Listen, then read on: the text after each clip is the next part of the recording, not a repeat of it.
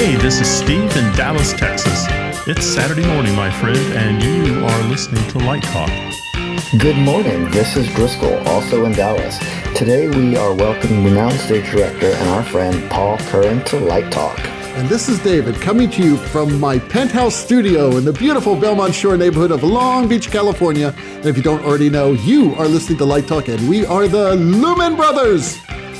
Well, welcome everyone to episode 211, and this is our second show of our fifth season. And today we welcome back our wonderful Lumen brother and friend Driscoll Otto as guest host on Light Talk. Welcome back to the show, Driscoll. Hey, thanks. I'm thrilled to be back and excited to have our friend Paul with us. Yes, that's correct. And how better can we start season 5 than to have our good friend Paul Curran with us on Light Talk. Hi, Paul. Hi guys, thank you so much. I finally made it to season 5. It took 5 years. 5 years, thank you. What an honor, thrilled. Totally thrilled. It's like Game of Thrones, it gets better every season. It gets better every season, except the last season. Let's hope this isn't your last. No, I'm genuinely thrilled to be with you guys because I have listened very often to your podcast, so I'm very happy with this. And your brain still works. Even after listening to the podcast. Yeah, well. It may have taken you 5 years, or actually a little more than 4 years, but you are the first director that we've had on the show. Really? Yes. Well, I'm greatly honored. That's right. Scandalized, but greatly honored. Well, you're more of a designer too. Come on. You're really a director-designer, which is one of the things we'll be talking about today. But anyway, let's get started. And let me tell you a little bit about my dear friend Paul and his amazing career. Paul Curran is a much-awarded Scottish stage director with productions at the Metropolitan Opera, the Royal Opera House, Covent Garden, La Scala, La Fenice, Royal Opera House, Copenhagen, the LA Opera, the Lyric Opera of Chicago, the National Theatre of Tokyo, Covent Garden Festival, the Mariinsky Theatre in St. Petersburg, the Garsington Opera, Maggio Musicale Florence, the Norwegian National Opera, and the Berlin Philharmonic, among many, many others. And a bar in Brooklyn. And a bar in Brooklyn. That was a great gig. That was a great bar. I noticed you didn't mention Wales here. You didn't mention Cardiff. Very strange. We will talk about that later. Okay. As a matter of fact, Paul and I have been to most of these places together, which is even crazier.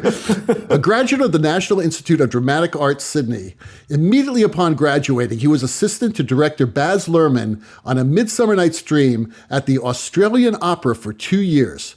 He was artistic director of the Norwegian National Opera from 2007 until 2012, running the company in Oslo's new opera house, the most technologically advanced opera theater in the world at the time.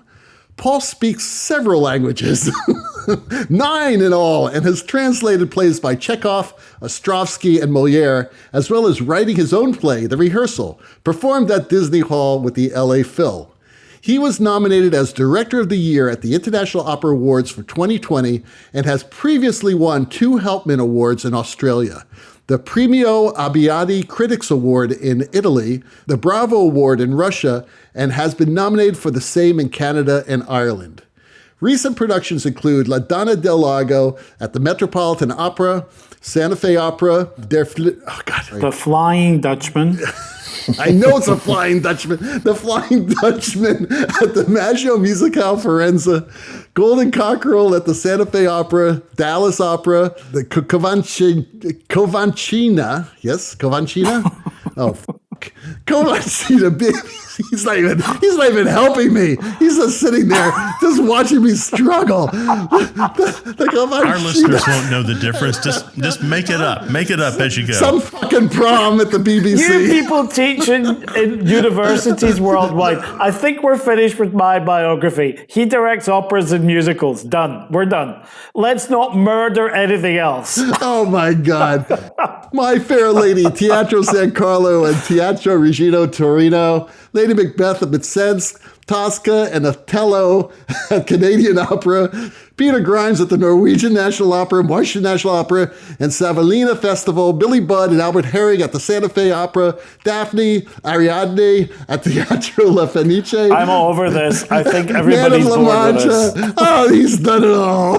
Okay. I feel very, very old. Well, join the club, except for Driscoll. Driscoll's the child here. He only looks like a child, and if this were in television, you could see he's a hairy child, but he just looks like a child. He does.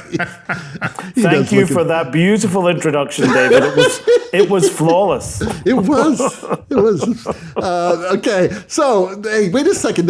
We forgot to talk about Tosca in Toronto. That's coming up. Yes, Tosca is coming up. Are we going back to Toronto again? We certainly are. Oh, yes, it's like the 6th or 7th revival of that Tosca. I'm thinking of putting in my biography, but I'm scared of you reading it out, that I'm going to become a specialist in Tosca Torontos, because it's all I do there. Every couple of years I do Tosca in Toronto. And let me guess, we'll be there in January, right? No, actually, I think it's the summer or the spring. I think it's so it's like March. Oh, that's much better. Okay, cool. All right, just so everyone knows up front, I have known Paul as a friend and colleague since 2005, and he has graciously taken me all over the world. Driscoll has also worked with him on many shows, including that spectacular La Donna del Lago at the Met. The three of us worked together a few years ago on that crazy Flying Dutchman in Firenze, so let's just say that we know a lot about each other, and it's a good thing that we're not drinking during the show. So Steve has our first question for Paul. Oh, we finally get to a question. Paul has been waiting for this. Okay, softball question. How did you get started in this crazy business? So I started my directing career following a dance career. I'd been a dancer, professional ballet dancer, got badly injured. My left hip came out of the socket in a show in Germany, just outside Stuttgart. What I remember is as I fell, honestly, as I heard this pop as my hip came out the socket, I remember thinking, this career is over, the dance career. Thank God this is over. I just remember thinking, move on to something else. So it was my partner at the time that said, I was like, I need to do something else in my life. What am I going to do? I'd been a stage manager, an interpreter, translator. I'd done all of that. And my partner said, well, you should definitely be a director. And I was like, why would I be a director? Why would I do that? And he said, well, you love the sound of your own voice. You always think you're right, and you're bossing people around constantly. And I was like, okay, so I guess that's the list. Thank you. And I applied for drama school. I honestly didn't think I'd get in, but I did get in. I got into the National Institute of Dramatic Art in Sydney, and graduated as a director. It was really one of the most amazing experiences of my life, studying acting, studying directing, studying dramaturgy, studying light, because we had classes in lighting design. This is the bit where I'd name drop. I graduated with Kate Blanchett. We were in the same class. We were always next to each other because of B and C.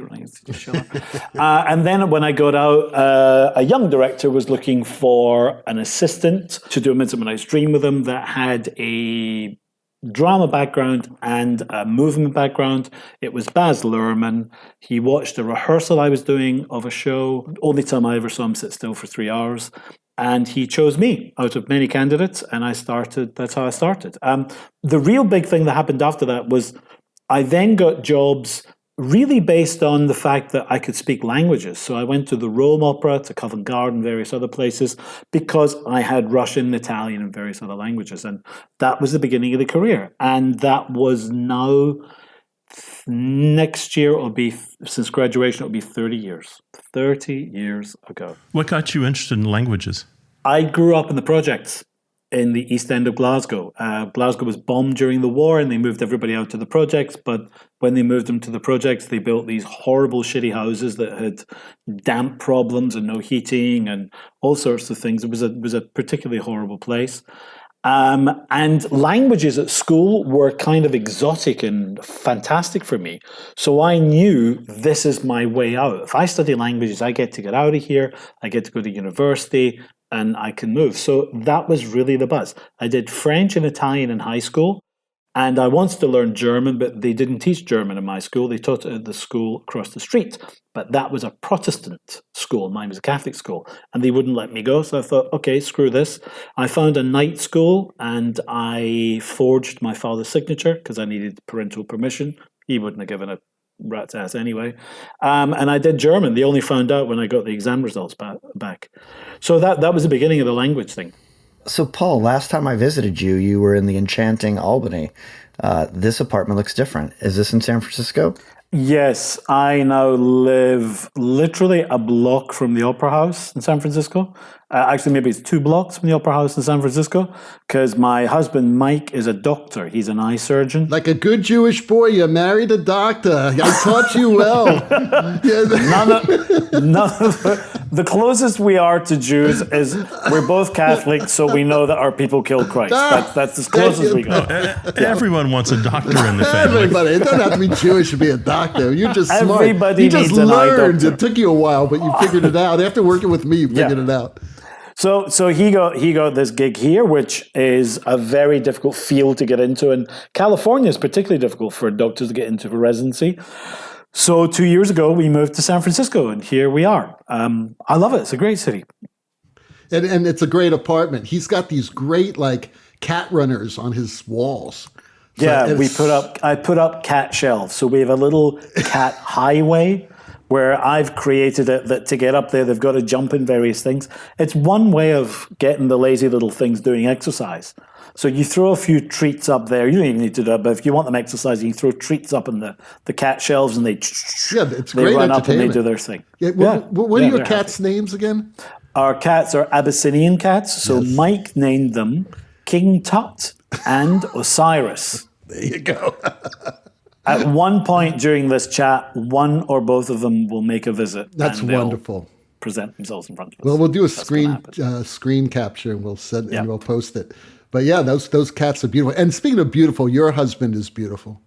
He's a very beautiful man. He's a beautiful looking man, and he's a lovely human being. He's incredible. Really fantastic Between the two of you, you've got humanity galore. Let's get back to the whole process here. What qualities do you look for when you put together a creative team? Could you also discuss how the synergy of the team works for you when developing designs for a production?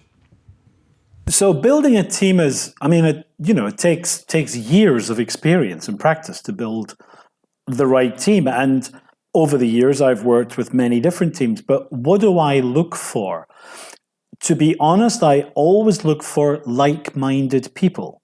What does this person want to do? Does this person want to tell stories in theater? Is this person interested in being famous or being scandalous? Then I have no interest in that person. Is this person interested in, opera or music or whatever? It's vastly important to me that you have the team that is all of the same opinion as to why we're doing theater. So that comes with recommendations, it comes from meeting people. For example, 2 good examples are right in front of me. One is Driscoll, who came as a recommendation when we were doing a show in New York, who's somebody, Court Watson, whose opinion I trusted implicitly. And that worked out, and here we are all these years later working together. And the other is your good self, Mr. Jacques. Uh-huh. You didn't come as a recommendation. No. I thought that Ken recommended me. Certainly no. You came like a bad social disease. Here it is, you're stuck with it, this is what you're doing.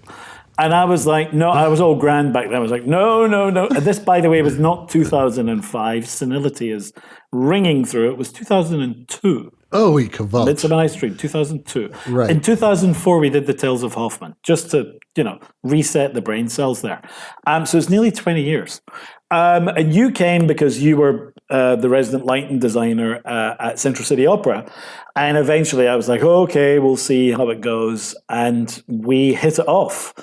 Well, apart from the fact that you scared 2 board operators away in the first week. I fired them, that was basically. Okay. You did. Yeah. They ran screaming from the building. Clearly, David did not carry treats in his pocket to keep them at the console. Exactly. Didn't even give treats to me. So what do I look for? I look for like-minded people. And that takes getting to know somebody. That takes respecting their work. And then you build a relationship. And your question was, how does the synergy of the team work for me when I'm directing putting the team together on a design? I'm very interested in everybody's opinion. I may or may not use it because to me, the most important thing is not the single idea of the director or of the designer or any one designer, but actually the right synergy of ideas for the project. So whoever's got the best idea, that's what we put forward for this particular production that we're doing. That's kind of vitally important to me. Otherwise, it's pointless. And of course, I've worked with people in the past where it didn't work out and I wasn't very happy, but I don't work with those people anymore. Well, let me ask you kind of a follow-up to that, maybe. What would you suggest for young directors, in their training, specifically their training perhaps in lighting or the technical process that would assist them? Okay, good question, because as far as I'm concerned, and I think both other gentlemen we're talking to would agree with this, but I've always approached lighting, first of all, from a technical point of view before an artistic point of view, in that part of the training I had at drama school was technical, in that you had to understand, back in the day, understand what a parcan was, what a Fresnel was, what they did, what a gel was, what frost was, all of those words, all of those things. And if you didn't understand, they were like, well, how the hell are you going to light the show? Because it's not just the lighting director's responsibility to do that. If you understand what those things do, you can have a much better conversation, because when the light designer is talking to you about various things, you can say, oh, I get it. So we can do this with these lamp instruments, and we can do that with the other instruments, etc. So my training was actually technical. And one of the things I did before I went to drama school, actually, was I was an interpreter at the Edinburgh Festival. And I had a very great luck, I think, to work with lighting designers. Actually, they were nearly all Russians, overnight, but with Scottish crew. I didn't realize, by the way, that you could light during the day. I thought lighting was exclusively done overnight because I'd done it so often at the Edinburgh Festival. I was astonished when we actually were lighting shows during the day, because the festival's so, frenetic. But I learned the technical side of lighting really there, because I had to interpret all this, so I had to study, had to ask. As a director, get yourself the knowledge of what the technical part of lighting is. What is the difference in the hue of something and the color of something? What is the difference in light values? How is the spectrum of color? How does it jump at one point or not jump? But all the simple things that you need to understand. So I would say schools should teach directors lighting, and schools should also teach directors, once you've got a good idea of the basis of it, then what the artistic interpretation is with it, because it's as much of a tool as understanding brushes or strokes or using oils or using acrylics in painting or a pencil. If you don't understand those media, then you're never going to be able to paint or draw anything. The artistic side of it is, I think it's the icing on the cake, but I think you really need a basis in the technical part of it. One other little thing, the number of directors I either assisted or I watched who were like, I want it all blue here. And they start, and 3 seconds later, they're like, well, why isn't it blue? And you're saying, well, it's a computer and it's a human being, and what blue? Where, what foot, you didn't ask for blue here, you didn't ask for it to be focused in this area, we need to refocus these moving lights, blah, blah, blah. It doesn't take place in 3 seconds. Remember Driscoll, when we did a rather famous show, a rather famous theatre, and the rather famous director of that theatre, we started at 9 o'clock in the morning, at 9:04 said, oh, is it going to look like that? I do remember that. So, Steve, the answer to your question is get educated, study it. These days there's YouTube and all sorts, but understand the technique so that you can use the art better. Perfect. So, to counter that, how important do you think it is for designers to study and understand directing?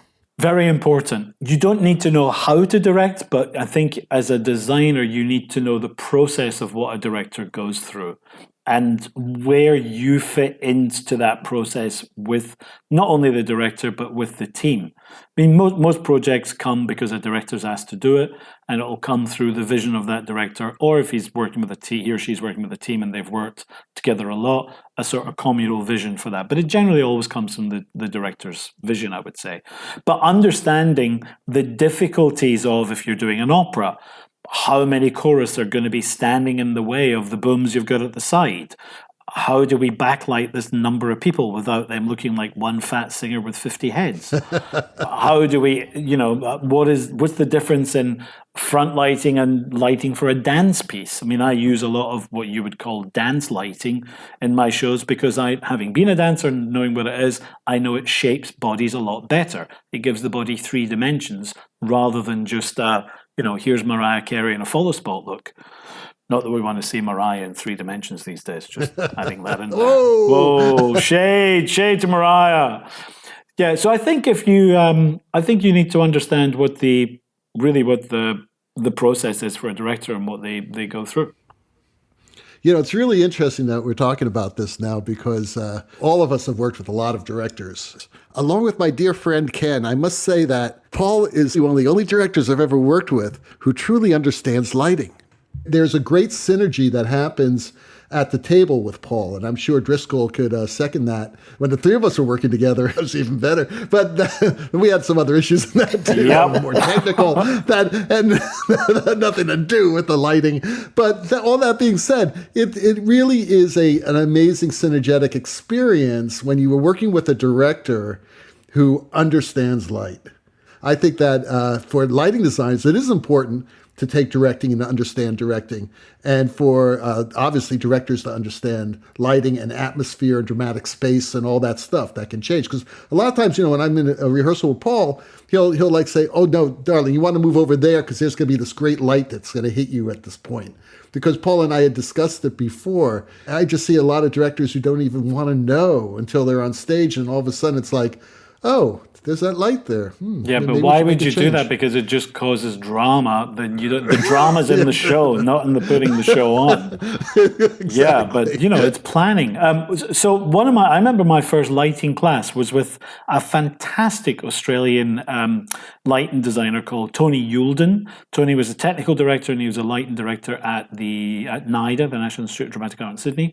And the first class was we went into a studio and Tony, always remember this, he held up his hand. And he said, "Can you see my hand?" And we all went, "Yeah." And then he turned the lights off and he said, "Can you see my hand?" And we all went, "No." And then he turned on a light and he said, "Can you see my hand?" And we went, "Yeah." And he said, "That's everything you need to know about lighting. What can you see and what do you want to see?" And I was like, that's kind of brilliant. And then he took his hand away, so the light was there, and he said, "Can you see my hand?" And we're like, "No." "But can you see the wall?" "Yes." "Bad lighting. We talk to hands, not walls." And I was like, that is kind of genius. The longer I went on in my career, I was like, that guy's philosophy of what is the light, what story is the lighting telling? What do we want to see? And what's the drama of that? Because then he would move the light from the front, the back, and he just described with his hands, basically, side lighting, front lighting, back lighting, top lighting, etc.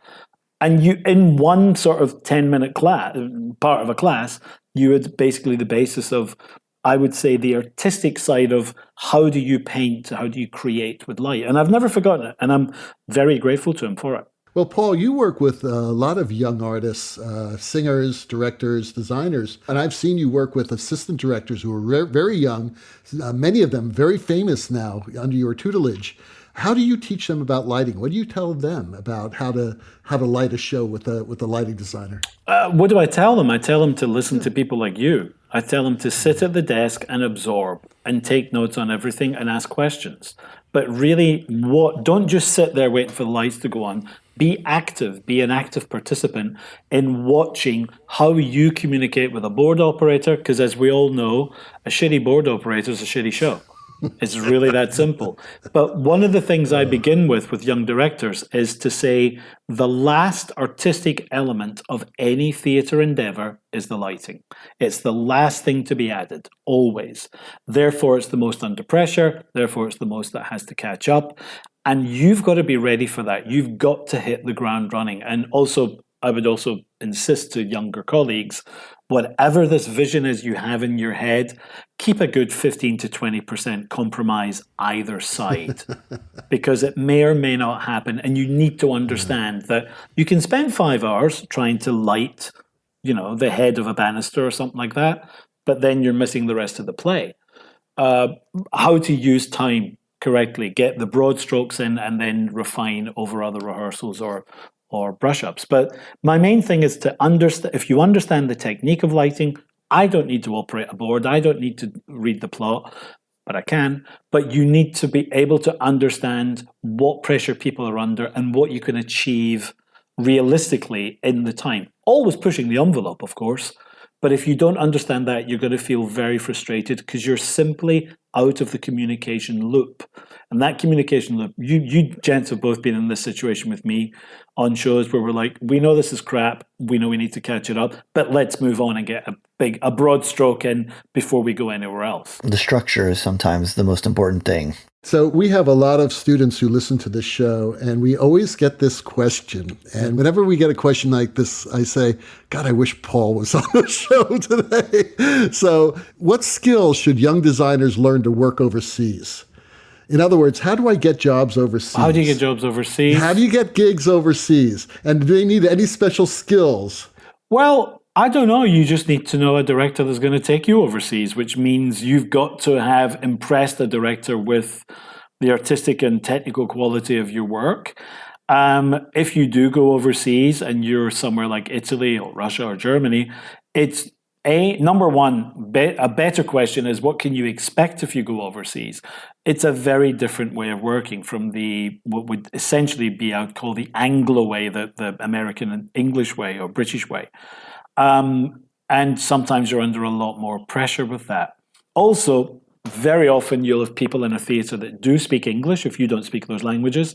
But if you don't speak those languages, you are entirely dependent on an interpreter, and you need to know how to use an interpreter extremely well. How do you get the gig? You got to know a director that's going to give you the gig. When you get the gig, what do?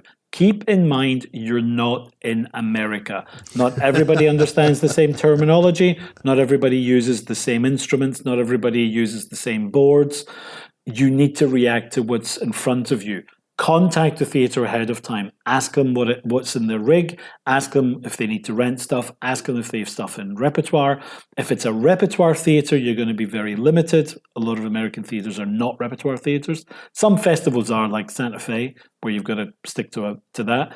Then there's the other added thing of everything that you normally do at a board with a director and with a board op. You've now got to do that slowed down by an interpreter who may or may not understand what you're talking about. So don't speak in jargon to an interpreter, because the interpreter is never going to really understand what cyan or frost or any of those things is. Make it clear what it is you're talking about. Make them do a vocabulary list of what you need them to say. And certainly never talk in slang or anything like that, because it just gets very confusing and wastes time. It gets very frustrating. But why would you do that going abroad? Because actually I think you can learn a lot. And I think going abroad to learn how people do it in other countries just sharpens your own skills. It just makes you a smarter designer, because it's really like working in those big theatres like Covent Garden or the Met or whatever. You've got to hit the ground running at their pace. You can't say, okay, we're just going to, let's pass a ball between us and feel the space. No.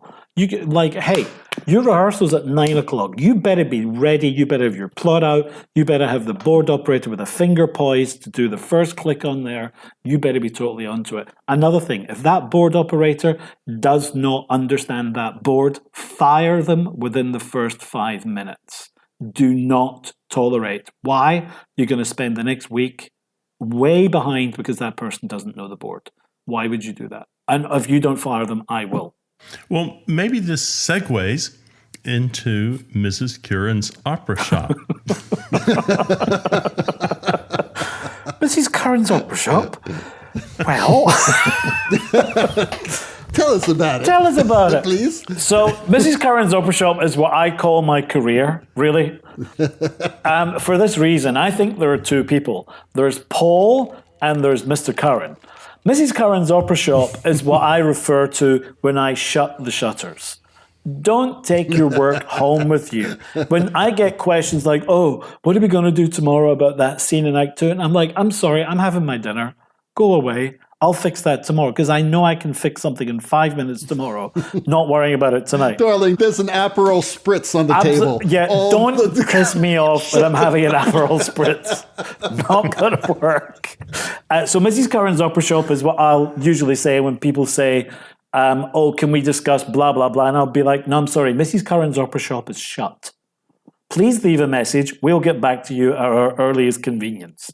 And it's just a way, Steve, of me saying to myself, I need brain space. I need to have an Aperol Spritz. I need to have a laugh with the guys. We need to go to a restaurant. But I'm not going to spend 24/7 thinking about this gig because it's a complete waste of energy. And I would encourage any young theatre person, take your work enormously seriously. Don't take yourself that seriously. Just, you get more. I mean, sometimes I've found more can be achieved around a dinner table than with a console and sitting in a dark theater, because suddenly you come up with the idea. But it's just a way of me saying to myself, relax, it's not all that important, fix it tomorrow. Love it. Well, and I also think you hit on something that lends to the question asked before about getting jobs overseas, and it's really getting jobs anywhere, is that when you walk out of the theater where you've been professional all day and you've been working hard, you have to also be someone that's fun to be around. Because, Paul, you're not going to take David or me to Italy if we're all stick in the mud all the time. Certainly not. So that's the. Well, he probably doesn't want to bail you out all the time either. Well, there's a fine balance, isn't there? No, but it's just real simple. Is, you know, our work and what we do all day, every day in our work is one thing. But as I said at the beginning of this, I need a team that I want to work with because I don't even particularly like David Jacques, let's be honest. Never really liked him. But I put up with him because he's good. I'm only kidding, I adore him. But what I'm saying is that you don't, you know, it doesn't need to be palsy-walsy and all of that. It really helps. But you need to be able to trust those people, that they're in your corner and you're in theirs. I've had to fight for things for both of these gentlemen as the director to the management, to make sure things happen, things that were promised or things that are necessary. And equally, they'll protect me. If there's somebody that I don't want to be around, I had a horrible experience once with a lighting designer who, let's say, liked to drink or ate. And this person just never showed up to anything social. We never went for a drink with this person. We never did anything like that. And it was a problem because the person was not a part of the team. The person ostracized himself in the team. So it meant when we were in the theater, there was next to no communication. There was just a very narrow viewpoint from somebody, which was hard. But well, that sounds like someone who doesn't treat theater as a company, you know, and as a family. I mean, I think that's why we all got into theater. Because if we wanted to just be about us, we'd be fine artists. You know, we wouldn't be creating with a group of people. Yeah, I think you're absolutely right. More than once when people say, oh, you know, your production of how did you come up with this? And I'm like, well, I didn't. I guided a team. If I've done anything, I've guided a team. And I'll take the rap for things because eventually it's my responsibility. But I expect the team to come up with ideas. As I said earlier, I may or may not use the ideas. You may or may not use my ideas. But the ideas are about the piece. They're about the production. They're not about me. The piece and the production are bigger than me. So again, I need somebody that I can trust to say, a brilliant example. We did La Donna del Lago at the Santa Fe Opera, and then we had to take it to the Metropolitan Opera. So the Metropolitan Opera does not have what Santa Fe has, which is a view 55 miles to Los Alamos out the back and spectacular scenery. So we had to redo this. And I brought Driscoll in because I said, I think we need projections to add that whole part. And we need to fill this. Otherwise, we're just going to be looking at a black wall all night. And that was I think that was a wise decision on our part because I knew Driscoll and I knew what he would do. He did two things that were kind of remarkable. The first one was we looked at stock footage of Scotland and various other things we needed for the piece. He discovered the price was astronomical, and actually it was cheaper for him and Amy and an assistant to fly to Scotland and film it. Which is what he did. Free holiday in Scotland, him and Amy and his assistant filmed all this stuff in Loch Katrine, and it was spectacular. And then the production in the Metropolitan Opera owned it, so they could revive it. Otherwise, you'd be paying a fortune per minute. Immediately after getting hired, they said, "Oh, by the way, we're going to stream this, and for our for the live HD stuff around the country, and we're going to make a DVD of it." And that changed all the rules. Yeah. Absolutely. Did you come up with this idea, Driscoll? Because it's brilliant. I mean, that's amazing. People film all the time. I never had the opportunity, right? Because it takes a budget, which fortunately the Metropolitan Opera has a budget, but this was how we solved that gigantic problem.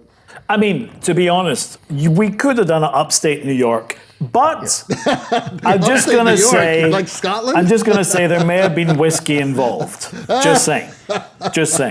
Thank you, Deanston Distillery. Thank God it wasn't set in the Bronx. Yeah, right. Oh, yeah, that would have sucked.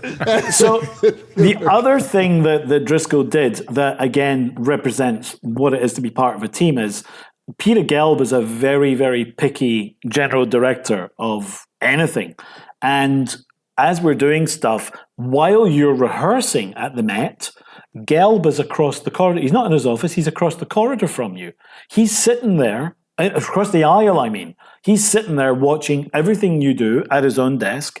And if he doesn't like it, he certainly lets you know. So, of course, not understanding what process is, Gelb gets up and he's like, "Oh, is that what it is?"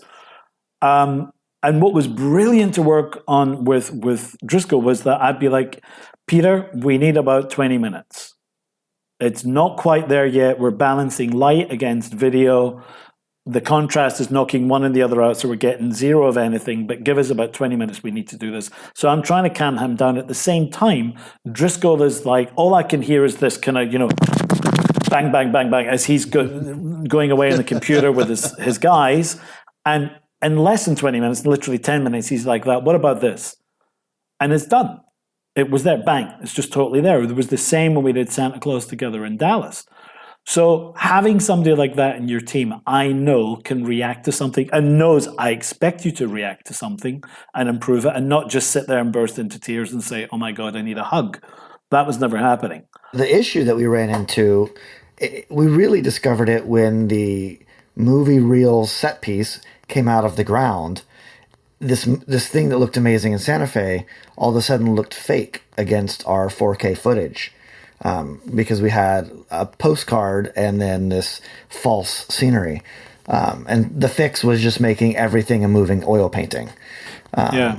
I remember we went to, our imagery was Edvard Munch. We went to Munch paintings, didn't we? And we sort of put it through a filter of making it a little more of a moving painting rather than an actual video, which you did with incredible speed and looked spectacular. And on the DVD, looked fantastic. I have to throw out one little anecdote. So I love technology, and the reason I have never left Facebook is for this very story. I had worked on Baden-Baden with Paul, and we had a great time. And he was talking about working on going to the Met with this production that he had at Santa Fe, and he was talking about Dwayne Schuler and all of these fancy people. And I was like, man, I would love to do that. There's no way, that would ever happen. And so probably 5-6 months later, I get this Facebook message from Paul. It says, "Hey, what are you doing in 2015? I don't know. And he's like, "Do you want to do a show together?" And I said, "Sure." And I was trying to play it real cool because I knew Paul, but like we were new friends. So I waited until I was on a flight actually to LDI, and I was like, "Okay, it's been 2 weeks. I've played it cool. Hey, Paul, what's this gig you were asking about?" And he writes back, "La Donna del Lago at the Metropolitan Opera." And I had just like about dropped everything on the floor, and I was like, "Oh my God." But I love that it all came across via Facebook Messenger. Yeah, good job you didn't drop your pretzels and free glass of water in Delta there. Exactly. That would have been a disaster. Oh my God. So Paul has a question for us. Gentlemen, as professional light designers, can you tell me your opinions about technology, noise of instruments, and opera? And when will the fabulous technology of rock and roll that we never hear because we don't hear those motors and fans going because rock and roll is so loud be silent enough to work in a theatre? Haha, for an opera. That's my question. Let me explain why. There's a lot of effects you can do with moving lights, and we all know and love working with moving lights because they're so fast. There's a problem in opera, which is opera, often like a play, has many, many moments of great silences or just incredibly quiet music. And the last thing you need is like in the beginning of Act 3 of Tristan and Isolde, is because you're like, oh, that's real sensitive. Man's dying, gorgeous. You know, it's funny that you brought that up. San Francisco Opera years ago were the very first opera company to use moving lights. And this is in the 80s. This is early. And in fact, it was Verilight. And they had gone to see a rock and roll concert. And the very reasons you talk about, they wanted them. So they brought them in. And they did everything they wanted them to do. And you're absolutely right. They had never heard 40 lights move at the same time together. And it went across the opera. So there was a lot of running and panicking, and the lights couldn't move except at certain times. I think we're getting there. I think all the industries, you know, when you look at the major players, I think we're getting there with noise control. I mean, people are still gun shy. There's not projectors. a moment I'm in the theater that I'm not aware of it, and I think about it. I know, Steve, one of the things David and I have done is we'll stage lights during a loud bit. So we'll program it to stage when bang, bang, bang's going on so that it's actually in focus by the time we need it for a very quiet bit. Because there's no point, and a lot of general directors will just say, you can't have that, no, or whereas conductors, the problem with conductors is that they're the closest to the bloody lights. Well, the first time the conductor looks up, you know you're dead. You know you're dead right there. Paul and I discovered this a long time ago because we were working with very loud lights because we've been working together for like 20 years now using earlier generations of the technology. Nowadays, they're actually very, very quiet. Many moving lights don't have fans at all, and the whole introduction of LED technology has created lights or less temperature demands on the lights, so the fans could be a lot smaller, a lot quieter. Real bad noise is the fan noise. It becomes the bed of the room. They just don't realize. What drove me crazy, and Paul probably remembers it, and I think it did happen on Tristan at Fenice, which is a beautiful theater, but it's relatively small, and it's extremely live acoustically. And they have a bunch of Mac 2000s there, which are one of the noisiest early generation lights. And we were in the middle of a rehearsal, and I was going crazy. And I turned to Paul and said, am I the only one who really cares about this noise? It's insane. It's absolutely, totally insane. Yeah. But we never got a complaint from that particular conductor. No, you wouldn't, because he was still trying to study the score, because he didn't know it. Hello. Still had no clue. No clue what the fuck happened next. He was very nervous. Yeah. Well, there's a certain level the conductor will put up with. I mean, over the years, they've understood that a park hand kind of goes ping, ping, ping while it heats up, and it goes ping, ping, ping while it cools down. It's that fan noise. That ambient fan noise is a killer. Okay, so we've done a lot of shows together, Paul. We've lit many shows together. And one thing I have learned is not to try sneaking any obvious gobos into the lighting design. Tell us about your opinions of gobos and gobo abuse. Gobo abuse. Gobo abuse. I think gobos in their day were fantastic and helped give an atmosphere and a coverage, etc., to something that just, was not there before. But these days we have gobos and moving lights. We have them, all over the place.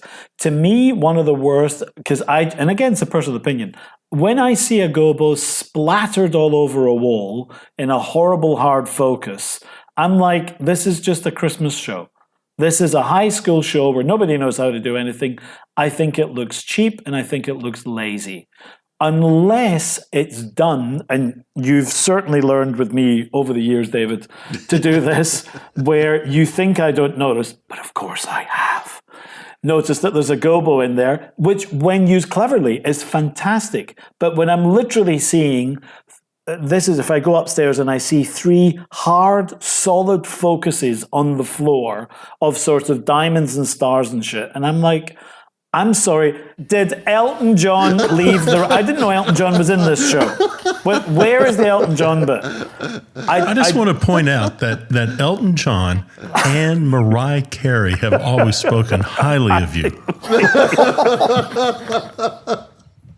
So why the gobo thing? It's because when you're, I think when you're shaping a story, when you're shaping the light for a story and the emotion and all of that, a gobo, of course, can work. I remember we used gobos at La Scala for the forest in the first and the third acts.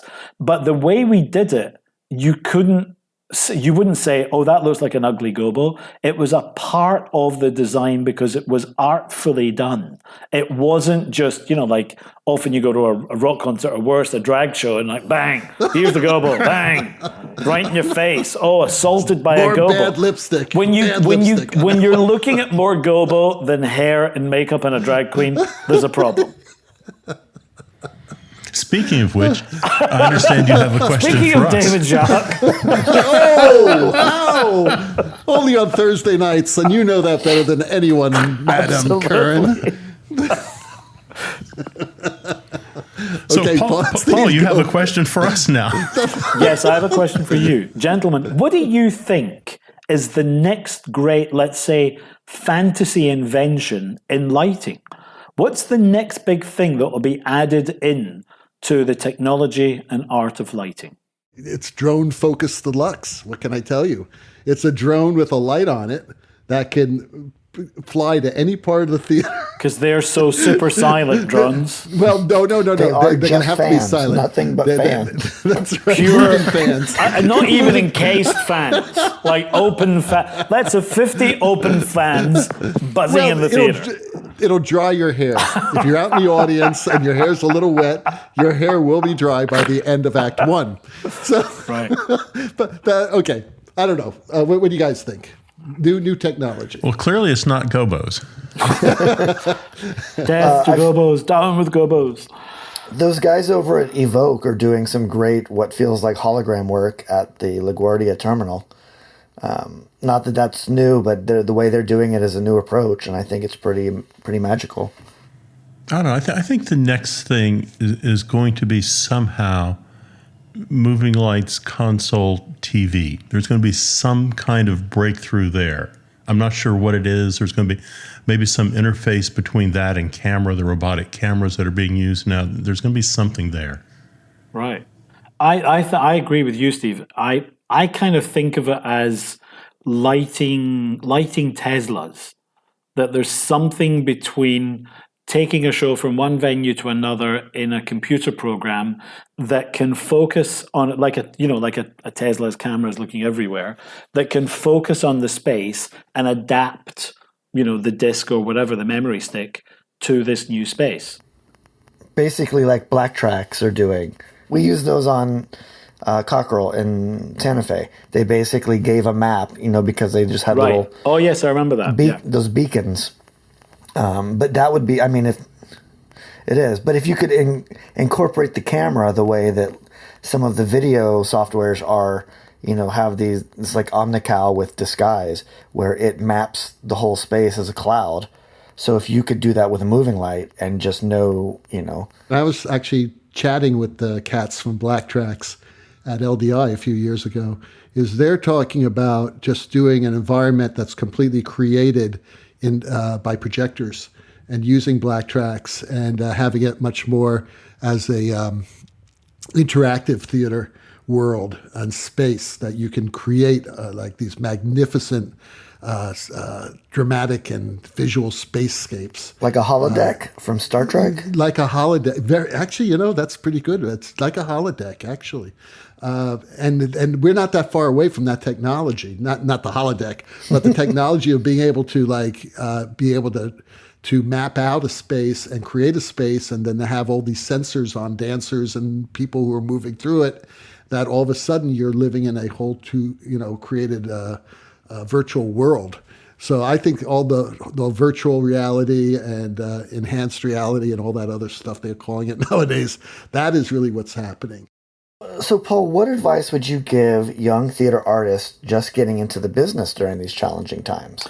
That's a very interesting question. The first thing I'd say is don't despair. There is no need for despair. It's very easy to go into oh my God, it's all going badly. It is going badly. I get news for you. It kind of always goes badly. Not as badly as this, but it goes badly. Just don't despair because, hey, the theater world recovered from World War I, World War II, the Korean War, lots of the Nazis in Germany, etc. It recovered from a lot of things. It will recover from this. So the first thing is to not go down that road of negativity. But if, for example, I think things are picking up now. I'm just about to go to London to do a show. So things are starting to open up. But in this time in between, certainly use your time well. Don't just sit there with your head in your hand saying, I'm never going to get a job. Study something, read a play, read a book, read about lighting. Take a course on online or just watch stuff online. But really, don't let it get to you. It's easier said than done, but it has to be done. You can't just sit there. I think of a certain generation. Now, this is the bit where I get very patronizing about millennials. That's because I got a husband that's a millennial. But it's very easy to get like, oh my God, what are we going to do? What are you going to do? You're going to survive. You're going to get over it. Just get over it. If I had done that my whole life, I was thrown out of home when I was 16 years old. And I couldn't just sit there in the freeway doing hitchhiking saying, what am I going to do? I was like, I need a lift. I need to go. I need to move. I need to do stuff. And I'd say the same thing to young theatre people. Make sure that while we're in this down period, you're still making contacts. You're looking at what other people are doing. Teach yourself something new. Teach yourself, a little bit of Italian. Teach yourself a little bit of history. Teach yourself about what directors do for a living. Read biographies of various actors, directors, writers, whatever. Any of those things, fill it in. But above all, don't despair, but use your time wisely. Video games, just don't. My husband's going to hate me for saying this because he's obsessed with them. Just don't. Why? Great stuff for hand-to-eye coordination. Eventually, for me, and I'm just not the video game generation, but the problem is the guys and girls that make the video games are smarter than you. They're always going to be ahead of you in the curve. So it ends up like really bad pornography. It's just not going to go well for you. You're just going to have to keep catching up because they're going to be ahead of you in all the games. I think it's a great thing occasionally. I think if it's an obsession, it becomes a complete waste of your time because you could be using that time to learn about history, to learn about music, to learn about a show. That's what I would say. Yeah, don't despair. Use time, enjoy, make contacts, look up people, send resumes out, talk to people. Hey, give me a job. I've always said the same thing. When you ask somebody for a job, they're going to say one of two things, yes or no. I've yet to know a director or a company that said, I curse and damn your family to the eternal flames of hell. It's not Game of Thrones. They're not going to say that. And the more you get used to the word no, the better you're going to find it. So what do you do right now? It's challenging. It's not that challenging. I just did my 16th cancellation this morning. Number 16. Is it a pain in the ass? Absolutely. Is it a little bit worrying? Absolutely. Is it going to get to me? Certainly not. No. And that's not just being blind. That's me saying, okay, what do I do with that time? Find another gig, ask for another gig, contact people, do whatever. Proactive. Be proactive. And learn how to paint. And I've learned how to paint. I've discovered I can paint. Yes. Whatever you channel into something creative. Yeah. And beautiful painting, Paul. Thank you. Absolutely gorgeous. So listen, thank you, Paul, for being with us on Light Talk today. We've wanted to get you on the show for 4 years now. Whatever. we finally okay. did. Oh, your schedule was like just too much. I mean, we couldn't work it around all these openings.